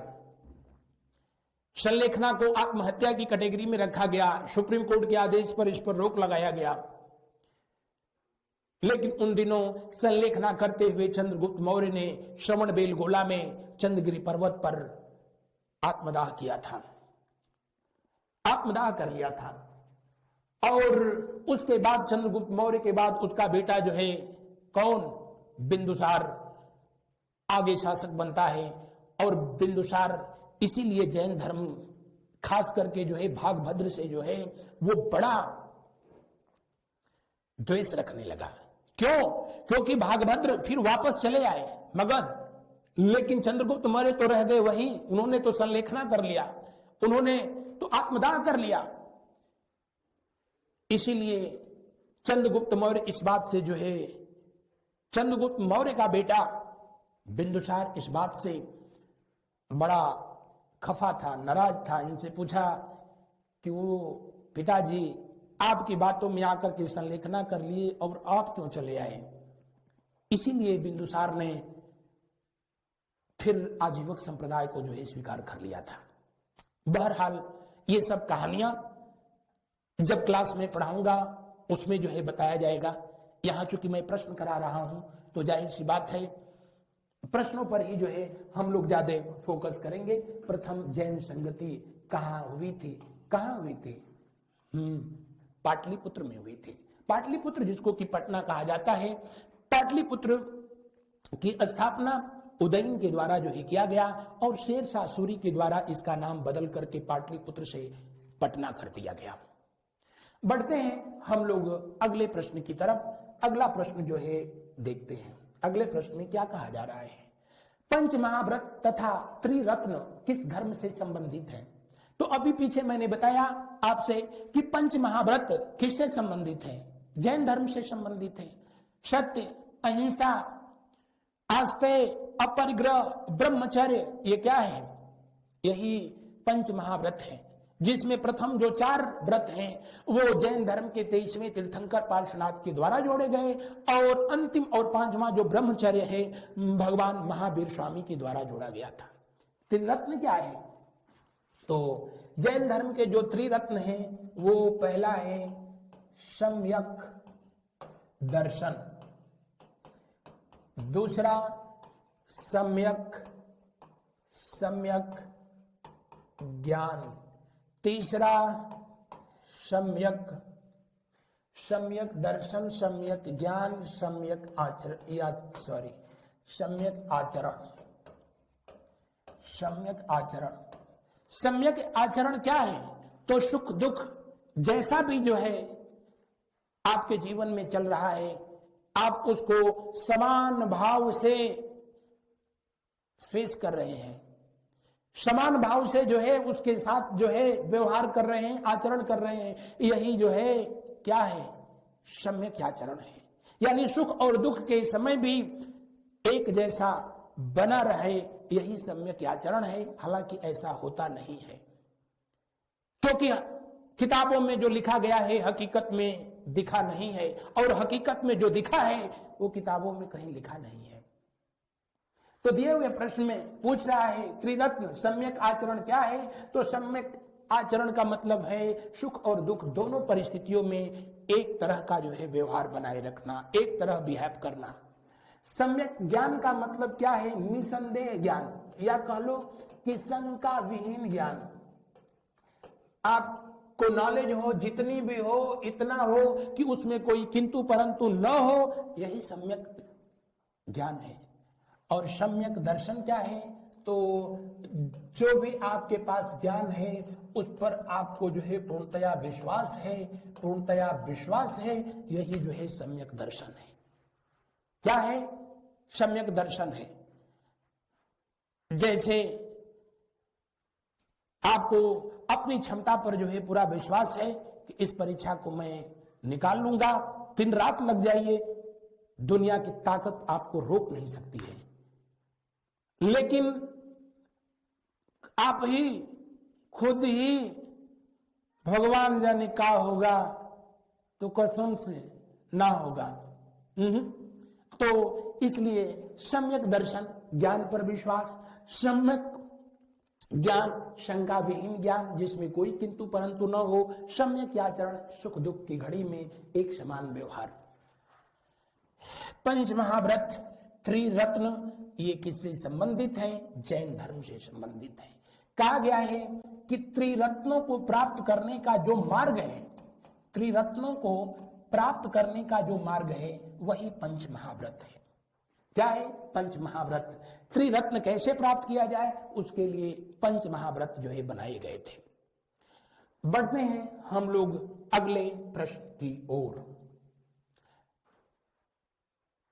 अगला प्रश्न कह रहा है, सूची 1 को सूची 2 के साथ सुमेलित कीजिए तथा नीचे दिए गए कूट से सही उत्तर चुनिए। यानी नीचे जो कूट दिए गए हैं उसी से सही उत्तर को कूट दीजिए। इस तरह के क्वेश्चन भी आप लोगों से पूछे जाते हैं, खास करके उत्तर प्रदेश पीसीएस या फिर समीक्षा अधिकारी, सहायक समीक्षा अधिकारी या सहायक सचिव की जो परीक्षाएं लगी हुई हैं उसमें इस तरह से प्रश्न पूछे जा रहे हैं। बाकी तो अभी पेट एग्जाम हुआ, भगवान जाने उसमें तो ऐसे ऐसे प्रश्न जो है पूछ लिया, जिसके बारे में पूछा था शायद उसको भी नहीं पता रहा होगा। महात्मा गांधी जी लंगोटी कब निकाल दिए, सॉरी कब पहनना शुरू किए, कुछ इस तरह से पूछा था। तो यहां पर पूछा जा रहा है, क्या जैन धर्म के ये तीर्थंकरों का नाम दिया है और उनका प्रतिमा लक्षण या जो है शुभ चिन्ह, जिसको हम लोग कहते हैं शुभ चिन्ह, उनको दिया गया है, सुमेलित करना है। तो मैंने बताया आदिनाथ को ही जो है ऋषभ देव कहा गया है या ऋषभनाथ कहा गया है। और ऋषभनाथ का जो शुभ चिन्ह है वो जो है ऋषभ है, सामने ही दिया है, इधर उधर जाने की जरूरत ही नहीं है। पार्श्वनाथ अभी मैंने बताया था, उनका क्या है? जी हाँ, पार्श्वनाथ का शुभ चिन्ह सर्प है। तो आपको अगर 2 ही पता है तो उसके आधार पर भी आप आंसर निकाल सकते हैं। क्या? आप देखिए, ए का पहला यहां दिया है, यहां नहीं दिया है, तो ये तो उत्तर हो ही नहीं सकता है। यहां भी नहीं पहला दिया है तो ये भी उत्तर नहीं होगा। तो होगा क्या? या तो इधर पहला होगा, नहीं तो इधर जो है ए होगा, नहीं तो बी होगा। अब देखते हैं तीसरा। अगर आपको बस इन्हीं 2 का जो है आंसर पता हो तो कैसे सही उत्तर को जो है ज्ञात कर सकते हैं, उसका तरीका बता रहे हैं।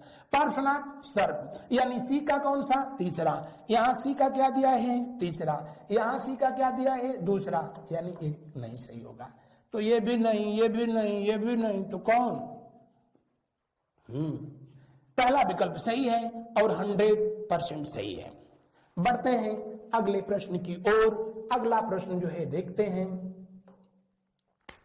सर एडविन अर्नाल्ड की पुस्तक द लाइट ऑफ एशिया निम्न पर आधारित है। वाह, द लाइट ऑफ एशिया। हालांकि ये तो बौद्ध धर्म से संबंधित प्रश्न है, क्योंकि बड़ा महत्वपूर्ण प्रश्न है, दिया है तो उसको जो है देखते हैं हम लोग। वैसे बौद्ध धर्म का भी जो है लेक्चर मैं आप लोगों तक पहुंचाऊंगा, बस अपना प्यार आप लोग भी बिल्कुल इस तरह जैसे आजकल मौसम है वैसे ही बरसाते रहिएगा, कमेंट के रूप में, लाइक के रूप में, शेयर के रूप में। प्रश्न पर हम लोग जो है दृष्टिपात करते हैं। सर एडविन अर्नाल्ड की पुस्तक द लाइट ऑफ एशिया निम्न पर आधारित है। पहला ललित बिस्तर, दूसरा दिव्यावदान, तीसरा शुक्त पिटक या चौथा अभिधम्म पिटक। तो पहली बात तो ये बता दें, लाइट ऑफ एशिया किससे संबंधित है? जी हाँ, भगवान बुद्ध से संबंधित है पुस्तक। और इसको लिखा किसने था? किसने लिखा? जी हाँ, एडविन अर्नाल्ड के द्वारा लिखा गया। और ये किस पुस्तक पर आधारित है? बौद्ध धर्म के ललित विस्तार पर आधारित है। यानी दिए हुए प्रश्न का कौन सा विकल्प? अंतिम? ना, पहला सही है। बढ़ते हैं हम लोग इस सेशन के अंतिम प्रश्न पर, और आप लोग मुझको कमेंट में बताते रहिएगा कि इस सेशन में, 1 घंटे के सेशन में, लगभग 1 घंटे का सेशन में मैंने 20 क्वेश्चन रखा है। हालांकि इस 20 क्वेश्चन के द्वारा मैंने कम से कम जो है 50 क्वेश्चन को जो है कवर किया है। फिर भी अगर इनके नंबर आप क्वेश्चन जो है बढ़ाने की जरूरत होगी तो बढ़ाया जाएगा। वैसे इस टॉपिक पे, जैन धर्म पर, एक और मैं वीडियो जो है जारी करूंगा जिसमें आपको क्वेश्चन मिलेंगे जैन साहित्यों से, जो जैन मंदिर बनाए गए, कि पहला जैन मंदिर कब बनाया, किसके द्वारा जो है बनवाया गया, जैन धर्म पर पहला साहित्य जो है कब लिखा गया संस्कृत भाषा में। इन तथ्यों पर भी जो है कुछ मैं क्वेश्चन लेकर के आऊंगा। बहरहाल इस सेशन का ये अंतिम प्रश्न है, क्या प्राचीनतम जैन सन्यासी का प्रमाण मिलता है? जूनागढ़ अभिलेख से, हाथी गुफा अभिलेख में, एरण अभिलेख में, या भीतरी अभिलेख में? शानदार क्वेश्चन है। प्राचीनतम जैन सन्यासी कहे, या कहे कि प्राचीनतम जैन धर्म, या कहे प्राचीनतम जैन तीर्थंकर, उसमें कुछ भी गलत नहीं है। आपको सबसे पहले जो है बता दें कि अगर जो है आपसे पूछता कि जैन धर्म का प्राचीनतम, जैन धर्म का प्राचीनतम, जैन धर्म का प्राचीनतम साक्ष्य किस साहित्य से मिलता है, अगर ये साहित्य की बात करता, साहित्य की बात करता, तो मेरे प्यारे विद्यार्थियों इस सवाल का सही जवाब होता क्या? ऋषभ देव जी। ऋषभ देव जी कहां पर जो है इनका उल्लेख हुआ है? तो आप कहेंगे ऋग्वेद में। कहां पर? ऋग्वेद में। तो प्राचीनतम उल्लेख कहां से मिलता है? विश्व की प्राचीनतम साहित्य ऋग्वेद से प्राप्त होता है। मैंने बताया कि ऋषभ देव जी और एक और तीर्थंकर हैं जिनका नाम है अरष्टदेव। अरष्टदेव जैन धर्म के ये 22वें हैं। इनका भी उल्लेख जो है किया गया, कहां पर? ऋग्वेद में। तो प्राचीनतम साहित्य पूछता तब तो जो है उसका ऋग्वेद सही आंसर होता, लेकिन यहां पूछ रहा है कहां, किस अभिलेख से मिला है? तो इस प्रश्न का जो है सही जवाब है क्या? हाथी गुफा अभिलेख। हाथी गुफा अभिलेख से, हाथी गुफा अभिलेख से जैन धर्म का प्राचीनतम साक्ष्य प्राप्त होता है। आइए थोड़ा सा इसका जो है हम लोग पोस्टमार्टम करते हैं। हाथी गुफा अभिलेख, इससे कम से कम आपका 10 क्वेश्चन में तैयार कराऊंगा, ये पूरी गारंटी है। हाथी गुफा अभिलेख, देखें हाथी गुफा अभिलेख अगर जो है पूछा जाए कि ये कहां है, तो आप कहेंगे कि ये यहां है। कहां है? यहां, उड़ीसा। उड़ीसा की राजधानी भुवनेश्वर से करीब करीब जो है 50 किलोमीटर की जो दूरी पर है। अगर पूछा जाए कि जो है किस पर्वत पर ये स्थित है, तो आप कहेंगे उदयगिरी पर्वत। उदयगिरी पर्वत, उदयगिरी पर्वत पर ही हाथी गुफा अभिलेख है। आपसे पूछे हाथी गुफा अभिलेख का निर्माण किसने कराया था, तो आप कहेंगे कि खारवेल के द्वारा करवाया गया। किसके द्वारा करवाया गया? खारवेल। खारवेल कौन था? ये चेदी वंश का जो है महानतम शासक था। चेदी वंश का जो है शासक खारवेल के द्वारा हाथी गुफा अभिलेख का निर्माण कराया गया। हाथी गुफा का निर्माण कराया गया उदयगिरी पर्वत पर। आपको जानकारी के लिए बता दें कि ये कुल 17 पंक्तियों में किस भाषा में लिखा गया है, तो आप कहेंगे कि प्राकृत भाषा में लिखा गया है। किस भाषा में लिखा गया है? प्राकृत भाषा में ये लिखा गया प्राचीनतम अभिलेखीय साक्ष्य है। इसमें खारवेल ने लिखा है कि नंद वंश का शासक, मगध का शासक महापद्म नंद ने कलिंग पर आक्रमण करके जैन तीर्थंकर की मूर्ति को जो है लेकर के मगध चला गया। तो खारवेल ने अपने शासन के 12वें वर्ष में मगध पर आक्रमण करके और वहां की जो है जैन धर्म की मूर्तियों को अपने यहां लाया। यानी जैन धर्म के जो है ये कितने सच्चे अनुयायी थे, मूर्तियों के लिए युद्ध हो जाया करते थे। अब तो मंदिर से मूर्तियां चोरी हो जाती हैं, लेकिन तब और जमाना था, अब और जमाना है। बहरहाल यहां हाथी गुफा अभिलेख की बात किया जा रहा है। किस भाषा में लिखा गया? प्राकृत भाषा में लिखा गया। किसके द्वारा इसकी स्थापना हुई? खारवेल के द्वारा स्थापना हुई। किस पर्वत पर स्थित है? उदयगिरी पर्वत पर स्थित है। भारत के किस राज्य में स्थित है? ओडिशा में स्थित है। मेरे प्यारे विद्यार्थियों, उन दिनों इसको कलिंग के नाम से जाना जाता था। किसके नाम से जाना जाता था? कलिंग के नाम से जाना जाता था। और एक और बात आपसे पूछा जाता है, ये पीसीएस मेंस में जो है क्वेश्चन, शायद आईएएस में जो है ये क्वेश्चन पूछा गया था कि हाथी गुफा अभिलेख की खोज किसने किया था? हाथी गुफा की अभिलेख जो है 1901 ईस्वी में इसकी खोज करता है कौन? जी स्टर्लिंग ने किया। कौन? जी स्टर्लिंग। घबराए नहीं, ये आदमी का नाम है, कसम से। जी स्टर्लिंग के द्वारा हाथी गुफा अभिलेख की खोज की जाती है जब भारत में लॉर्ड कर्जन वायसराय के रूप में जो है शासन कर रहा था, तभी इसकी जो है खोज की गई थी। हाथी गुफा अभिलेख से और कुछ अच्छी बातें बता दूं तो ये कि हाथी गुफा अभिलेख में ही सबसे पहले भारत के नाम का लिखित प्रमाण मिलता है, अभिलेखीय प्रमाण मिलता है। और यहां भारत का नाम हाथी गुफा अभिलेख में जो है लिखा क्या गया है? भारतवर्ष। क्या लिखा गया है? भारतवर्ष। भारत का नाम भारत किसके नाम पर हुआ? तो मैंने अभी बताया था कि जैन धर्म के प्रथम तीर्थंकर के प्रथम पुत्र, ज्येष्ठ पुत्र, सर्वश्रेष्ठ पुत्र भरत के नाम पर इस देश का नाम भारत हुआ, ये जैन धर्म कहता है। जबकि हिंदू धर्म के अनुसार, महाभारत के आदि पर्व के अनुसार,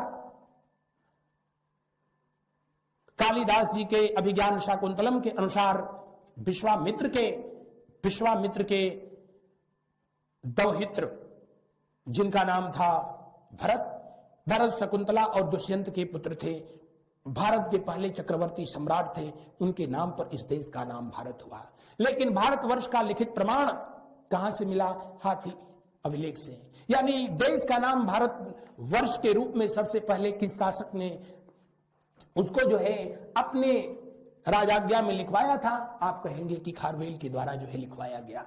तो इस प्रश्न से संबंधित ये तमाम तथ्य थे जो कि आपके अन्य परीक्षाओं में, दूसरे प्रश्नों में भी जो है ये बहुत कारगर जो है सिद्ध होंगे। आप इनका स्क्रीनशॉट ले लें ताकि क्वेश्चन अगर इनसे बने तो उसको जो है शूट कर सके। हाँ, थोड़ी हमारी अंग्रेजी अच्छी है, बहुत अच्छी है। तो दिए हुए प्रश्न का कौन सा विकल्प सही है? मेरे प्यारे शिष्यों, दूसरा विकल्प सही है, 100% सही है, हाथी गुफा अभिलेख। अन्य विकल्प पर जो है अगर चर्चा किया जाए तो भीतरी अभिलेख, जिससे जो है स्कंद गुप्त, जो गुप्त वंश के जो है शासक थे, उनका शक विजय का प्रमाण मिलता है। शकों को इन्होंने, हूणों को इन्होंने पराजित किया था। और भीतरी अभिलेख उत्तर प्रदेश का गाजीपुर जनपद, अपना गृहनगर, अपना गृह जनपद, अपने जस्ट बगल में ही भीतरी अभिलेख है। अगर आपसे पूछा जाए एरण अभिलेख, तो इस पर भी जब चर्चा कर ही रहे हैं तो कर ही दे। एरण अभिलेख आप बिल्कुल घबराइएगा नहीं, ऐसा कुछ भी मैं नहीं कहूंगा, ऐसा कुछ भी नहीं बोलूंगा जिसका आपकी परीक्षा या आपके जो है सिलेबस से लेना देना ना हो। यहां जो भी बताऊंगा बिल्कुल सटीक, वल्ली बात, नो बकवास। एरण अभिलेख से सती प्रथा का, किसका? सती प्रथा का प्रथम प्रमाण मिलता है, या कह ले कि सती प्रथा का पहला जो है लेखीय अभिलेखीय प्रमाण किससे मिलता है? एरण अभिलेख से मिलता है। सॉरी, प्रणाम मैंने लिख दिया है, प्रमाण। प्रमाण होता है, कभी कभी संगत का असर पड़ जाता है। तो पहला अभिलेखीय प्रमाण साक्ष्य कहां से मिले? एरण अभिलेख से मिले। एरण अभिलेख जो है पूछा जाए किसके द्वारा स्थापित कराया गया, तो गुप्त वंश के शासक। कौन? गुप्त वंश के शासक, जिनका नाम था जो है भानुगुप्त। क्या नाम था इनका? नाम था भानुगुप्त। भानुगुप्त के द्वारा इसकी स्थापना जो है कराई गई। और यहां बताया गया कि भानुगुप्त के जो सेनापति थे, सेनापति, उनका नाम क्या था? गोपराज। क्या नाम था? उनका नाम गोपराज था। और गोपराज की जो पत्नी थी, पत्नी का नाम था जो है अलका मंजरी। क्या नाम था? अलका मंजरी। और आपको बता दें कि गोपनाथ जब युद्ध में वीर गति को प्राप्त किए तो उनकी पत्नी ने उनकी चिता पर अपने आप को, अपनी इह लीला, जीवन लीला समाप्त कर ली, यानी सती हो गई। और इस तरह से भारत में सती प्रथा का पहला प्रमाण, पहला जो है अभिलेखीय प्रमाण एरण अभिलेख से मिलता है। किस वंश से संबंधित है? गुप्त वंश से। स्थापना किसने कराई? भानुगुप्त के द्वारा जो है कराया गया। ये कहां पर है ये भी बता दें, तो ये एमपी के सागर में है।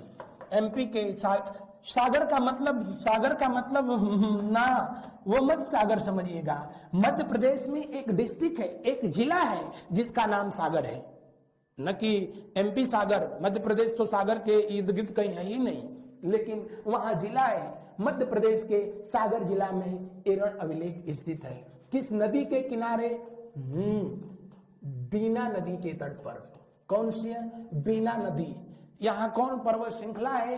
किस पर्वत श्रृंखला पर बना है? तो आप कहेंगे ये विंध्य पर्वत श्रृंखला पर बना है। तो मेरे प्यारे प्यारे प्यारे विद्यार्थियों, दिए हुए प्रश्न में जो है पूछा था वो तो मैंने बता दिया। एरण अभिलेख से संबंधित कुछ तथ्यों को मैंने बताया। जूनागढ़, इस पर भी चर्चा कर दूं। लीजिए, जूनागढ़ अभिलेख के बारे में मैं बता दूं कि जूनागढ़ अभिलेख जो है संस्कृत भाषा में लिखा गया जो है पहला अभिलेख है। कितनी बार परीक्षाओं में पूछा गया। आप भी इसको अपनी कॉपी में नहीं, इस वाले मेमोरी में जो है लिख लेना। भारत का पहला संस्कृत भाषा में लिखा गया अभिलेख कौन सा? जूनागढ़ अभिलेख। और जूनागढ़ अभिलेख को ही एक और नाम से जानते हैं। किस नाम से? गिरिनार अभिलेख के नाम से जानते हैं। गिरिनार अभिलेख ये कहां पर है तो आप बताएंगे, क्या बताएंगे? ये सौराष्ट्र में स्थित है। कहां पर? सौराष्ट्र। तो बताने की जरूरत ही नहीं कि ये किस राज्य में होगा। इस राज्य में होगा, गुजरात में होगा। जूनागढ़ अभिलेख संस्कृत भाषा में लिखा गया ये पहला अभिलेख है जिसकी स्थापना किया था रुद्रदामन। यही किया था ना, रुद्रदामन सेकंड के द्वारा जो है किया गया। और जूनागढ़ अभिलेख में ये बताया गया है कि जो सुदर्शन झील है, सुदर्शन झील का निर्माण कार्य चंद्रगुप्त मौर्य के शासनकाल में उनके राज्यपाल के द्वारा जो है कराया गया। बाद में इसका जीर्णोद्धार भी कराया गया था। तो अगर आपसे पूछा जाए कि इसका संबंध जो है किस वंश से है, तो जूनागढ़ अभिलेख पर चंद्रगुप्त मौर्य का भी जो है उल्लेख किया गया है। इवन दैट कि गुप्त वंश के शासकों का भी उल्लेख किया गया है। इनका जो है रुद्रदामन का भी जो है उल्लेख किया गया है। तो दिए हुए प्रश्न में जितने भी विकल्प था मैंने जो है सब पर जो है चर्चा किया, दृष्टिपात किया, इस आशा और उम्मीद के साथ कि मेरी मेहनत आपकी परीक्षाओं के लिए संजीवनी सिद्ध हो, सार्थक सिद्ध हो, रामबाण सिद्ध हो। इस सेशन में बस इतना ही। और अब हम लोग अगले सेशन में फिर मिलेंगे। तब तक के लिए